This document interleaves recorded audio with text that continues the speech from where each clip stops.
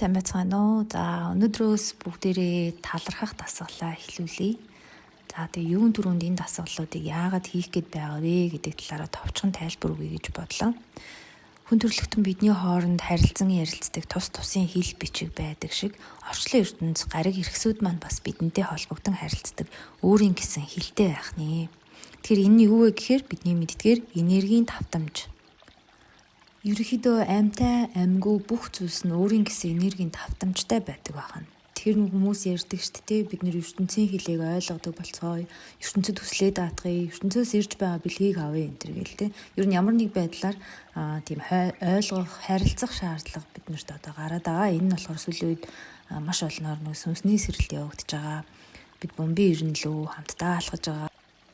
За тэгэхээр энэ энерги гэд байгаа зүйлийг маань болохоор одоо хүн төрөлхтний одоо альч хэл рүү хөрвүүлж өгсөн хэл буюу одоо нэгсэндээ орчуулж өгсөн хэл маань математик буюу тооны ухаан байгаад байгаа юм.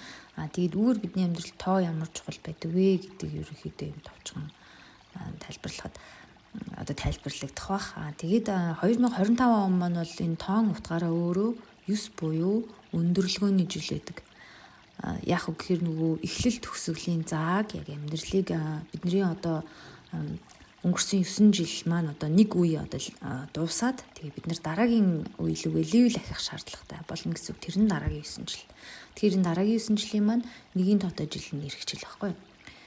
За тэгэхээр бид нэр одоо нэгэсэндээ хэрвээ сургууль гэж бодох юм бол ерөөхдөө бид их сургуульд орох гэдэг ээшийнхаа шалгалтыг өгч байгаа л гэд ойлгоцоход ер нь болно.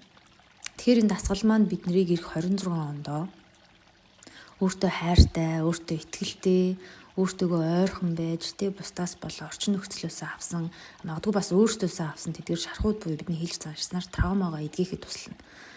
Тэг шинэ оноо мөн амьдралынхаа нэг үеийг амжилттай давж сайн сайхан эерэг бодол сэтгэлтэйгээр цэвэр хуудсан дээр эхлүүлцгээе л гэж уриалж байгаамаа. За бид нэр одоо талархаж сурах гэдэг байгаа шүү дээ. Тэгэхээр үүний тулд эхлээд биднэрт ингээд бэлтгэх одоо нэг зүйл байна. Энэ нь болохоор юу вэ гэхээр нэгдүгээрт өнгөрснөд өгнөх хэрэгтэй. Энэ нь бол одоо багадаа 3 жил цаашлаад өнгөрсөн 9 жил байвал бүр сайн. Тэгээ зөвхөн та өөрөө харж унших болохоор ер нь сайн муу гэлтгүй айл болох өөртөө үнэнчээр өөрийгөө дүгнэхийг хичээгээрэй. Хэрвээ та дүгнэлтээ эрт хийцэн бол мэдээж сайн хэрэгтэй. Гэхдээ үнийгээ бас нэг чеклээд үзээрэй. Дахиад нэг шалгаад уншаарай. Тэгээд хоёрдугаарт энэ хэрвээ та ингээд дүгнэлтээ биччих юм бол энэ дүгнэлтээсээ бид сайн муу зүйлсийг нь ялгалгүй талархах зүйлсээ хайж болно. Хоёрдугаарт бол ер нь талархах зүйлсээ энэ дүгнэлтэн дундаасаа хайж болох хэрэгтэй байна. За энэ нь доор хаяж 3 ба түүнээс дэш байх хэвээр. Ерөнхийдөө олон байх тусмаа уг нь сайн. Тэгэх юм бол та өөрөө бас аль өдөр нь алинд талархах уу эсвэл өдөр болгон 3 зүйлдээ талархсан ч болно, асуудал байхгүй.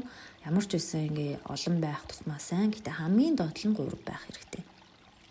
За 3 дугаарт бидний энэ хайж олсон талархал дунд маань багадаа бас нэг зүйл нь бид өөрсдөө байх хэрэгтэй. Жишээлх юм бол бидний нэр байж болно. Ихэнх хүмүүс өөртөө оногдож ирсэн энэ махан бие болон сүнсэн биеийг холбож энэ орчлонд хамгаалж өгсөн нэрээ одоо талархах шаардлагатай чухал зүйл гэж юу нөхд боддгоо. Зарим хүмүүс бол нэрээрээ хүртэл бахархдаг Гэхдээ бид нэр ингээд амьдрал ямар ч амжилт гаргаагүй байсан ч гэсэн бидний нэр бол ерөөсөө ингээд орчлон ертөнцид биднийг хамгаалсан нэр гэдэг. Энэ бол эцэг гэхээс анх төрөхөд өгөгдсөн учраас тэр. За өөр бидний бие эрхтэн гар хөлтэй арьс үс бүр ингээд мэдрэмжүүд маань ч гэсэн бас энд байж болно. Энэ биед маань харьяалагддаг учраас эдгээртээ бас талархаж болно. Эхний ээлжинд одоо цаас харж уншихааргүй, тэгээ гүн сэтгэлдээ алдаагүй ингээд талархаж чадхаар тийм хэдийгээ сонгоорой. За ингээд энэ даалгавраа хийсэн бол унтахынхаа өмнө бид биеэ бэлдэж бүх эрхтнээ суллаж өгөөд талархлаа бясалгаж хэлэх хэрэгтэй. Жохон бясалгалын маягтай гэсэн үг. Ерөнхийдөө бүх биеэ суллаад амьсгаагаа ингээд чагнаад яг нэг тийм бясалгалын маягтайгаар хийх хэрэгтэй. Бясалгал хийн гэхээр босд суух шаардлагагүй. Энэний талаар би бас нэг юм хэрвээ энийхээ жоохон хэцүү санагдах юм бол дараагийн бичлэгтээ орой унтахын өмнө биеэ суллах тийм зааварчилгаа маягаар бас тэгээд хилээд өгч болно. Тэгээ энийгээ би тавьж харна тэгээд бас сонсоод үзээрэй, богинохон л юм болох бах.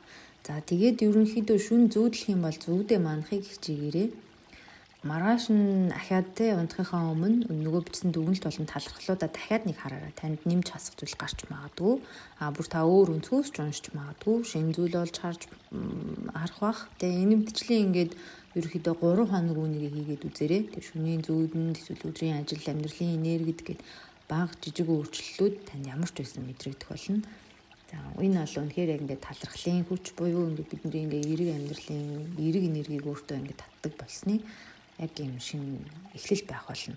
Одоо үүгээрээ бид нэр бүр цаашлаад те энэ бол дөнгөж эхлэл шүү дээ. Тэгээ үгээ цаашлаад бид нэр яг өөрийнхөө дотооддоо нүүр тулна. Одоо тэгэл зөндөө их юмнууд гарч ирнэ. Тэгээд манифест гэдэг зүйлийг бид нэр анханасаа хийж чаддаг байсан юм байна. Тэгээ энийг зүгээр л юм зөв голдролтод нь оруулах хэрэгтэй юм байна. Гэдгээ ерөөхдөө ойлгож авах болно. За тэгээд надтай хамт миний өөрийгөө хайрлах, таньж мэдэх энэ чухал даалгаврыг минь хуваалцаж, хань болж урам зориг өгч байгаа та нартай маш их баярлалаа. Дараагийн даалгавар хүртэл баяртай.